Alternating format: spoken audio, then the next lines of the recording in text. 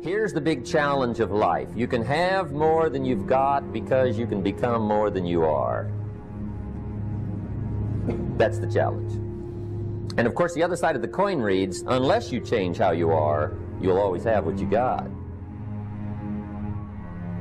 Everybody hopes things will get better. Everybody hopes. Poor people hope. That ought to tell you something. It means the future does not get better by hope. It gets better by plan. If you wish to be successful, study success. If you wish to be happy, study happiness. If you wish to be wealthy, study wealth. Don't leave it to chance. Make it a study. Some people just go through the day with their fingers crossed. See, that won't do it. You've got to study the things that can change your economic, social, spiritual, personal life. If you don't like how it is for you, change it. If it doesn't suit you, change it. If it doesn't please you, change it. If it isn't enough, change it. And I challenge you to do that because you can change. See, you don't ever have to be the same again after tonight, only by choice. See, you don't want to wind up at the end of your life and discover that you've lived only 1/10 of it. And the other 9/10 went down the drain. Not for lack of opportunity, for lack of information. Most of us lower our standards. Why? Because who you spend time with, my friends, is who you become. Quality of your life is the quality of where you live emotionally. Like, we all have a home. Angry people find a way to get angry, even if their life doesn't have anything to be angry about. We can always find it. Sad people find a way to be sad. Caring people find a way to care for other people. So one thing you got to identify is, where are you living? What's your home? What's your habit? And then the way to change it is, when I was homeless, literally on my own, just getting started, I didn't have the internet, but I decided I had to go to a library and I had to feed my mind. And I always tell people the first stage is, weeds grow automatically. One of my teachers taught me, he said, every day stand guard at the door of your mind and feed it something good. Because if your worst enemy puts sugar in your coffee here, you're fine. If your best friend by accident trying to help you puts some strychnine, you're dead.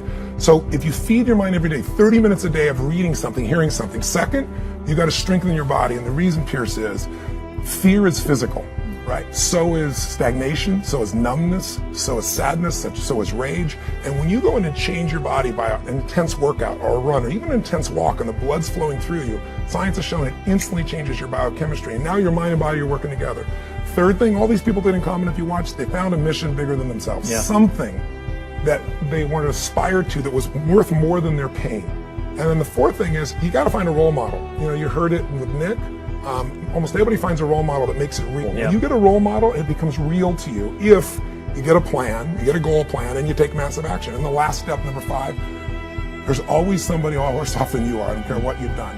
So if you can go help somebody worse off, it puts your life in perspective, and it also reminds you life's not about me, it's about we. I always tell people, the secret to a great life, the secret to living, is giving. And when you realize there's something in you still to give, even if you lost your legs, even if you've been through a horrific financial situation, your life can improve, but more importantly, you'll have a meaningful life because your life will contribute to other people.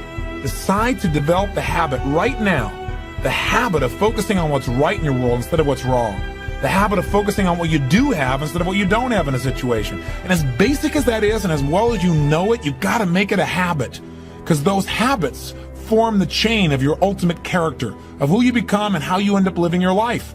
We've got to condition ourselves, because if we don't, we'll go back to the automatic state that most people live in today's society.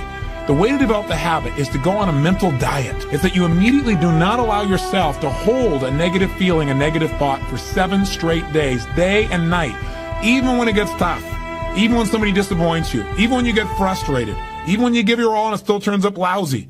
Listen, if all I did was rant and rave on this tape and you didn't listen to anything else I said, but you took on this 7-day challenge, you can't believe what it'll do to your life. If you get yourself in a state of certainty that this is going to work, I'm going to find the way, and if this doesn't work, I will make the way, then you tap a lot more potential. And when you're certain in your potential, you take massive action. When you take massive action, you really believe in something, you get great results. When you get great results, your brain goes, see, I told you I was a stud. People tell me all the time, oh, I'm skeptical or I'm pessimistic. I said, no, you're gutless. It takes no guts, it takes no courage to be a pessimist, to say it's not going to work, to try to find out what's wrong. What's wrong is always available. It's always what's right. So I'm not into positive thinking, but I am into intelligence. And intelligence says, see it as it is, don't make it worse than it is. The only way it gets better is if you can see it as it is. Don't make it worse than it is. Don't try to make it so it's impossible to change. That's not true. It's not true at all. The second mandate, I think, to changing anything in your life, to leading your life, is once you see it as it is, not worse than it is, then you got to see it better than it is. Because that's the thing that's missing from most relationships. There's no vision. I mean, without a vision, people what? Perish. And when a relationship has no vision for greater than where they are, that relationship is going downhill, if not destroyed. I believe that every relationship, every part of life, every part of a human being needs a compelling future. If the future's not more compelling than today could be tough, but if the future's compelling, we can get there.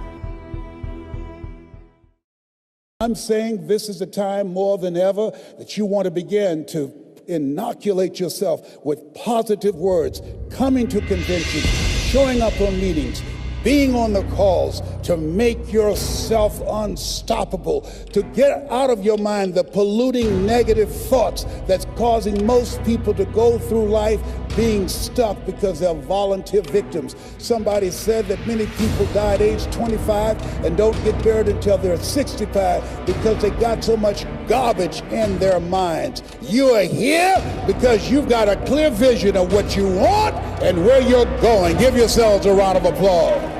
Come on, bring your energy level up. Yes, yes. You want more. You want more. You're different. You're different than everybody else. Don't worry if they don't get it. Don't try and convince people to do this business. A person convinced against their will is of the same opinion still. You are not like everybody else. You can walk outside and find pigeons, but if you're looking for eagles, it's going to take you a minute. You are different. It's lonely at the top. How many of you know it's lonely at the top? Raise your hands. It's lonely at the top, but you eat better. That's what I'm talking about. You're different. One great entrepreneur said, I choose not to be a common man. It's my right to be uncommon if I can. I seek opportunity, not security. I do not wish to be a kept citizen, humbled and dulled by having the state look after me. I want to take the calculated risk, to dream and to build, to fail and to succeed. I refuse to live from hand to mouth. I prefer the challenges of life to the guaranteed existence, the thrill of fulfillment to the still calm of utopia. I will never cower before any master, nor bend to any threat. It's my heritage to stand erect, proud and unafraid, to face the world boldly and say, this I have done. You showed up because you're building a business that you can stand and say, I did this. I did this. This is my dream. Give yourselves a round of applause. Yes, yes.